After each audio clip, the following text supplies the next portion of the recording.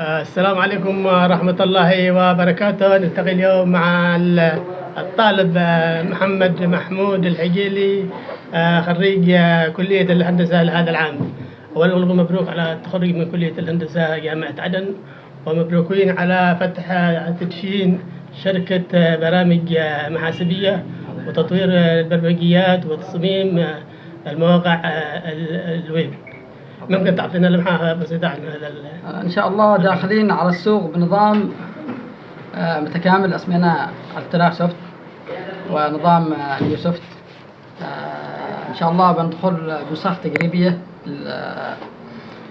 لمن يحب أن يجرب كنظام جديد، يشوف أو يقيم هو بدون بدون كلام، إنه يشوف النظام ويطرح رأيه، وعجبه ما عجبوش يمكن يرده بأي وقت قبل ما يحاسب أي حساب. وإن شاء الله معنا فريق متميز، ونعمل الآن على مشروع في كلية الهندسة، مشروع المحاسبي الخاص بالكلية، وإن شاء الله يكون مشروعنا للتخرج لهذا العام بإذن الله. ونسأل الله التوفيق والنجاح والدعم إن شاء الله، تشجيع للشباب الذين يحاولوا أن يخرجوا من هذا الوضع الذي كل فترة هو أسوأ من الأخرى بسبب تهميش المتعلمين، تهميش التعليم والمشاريع العلمية.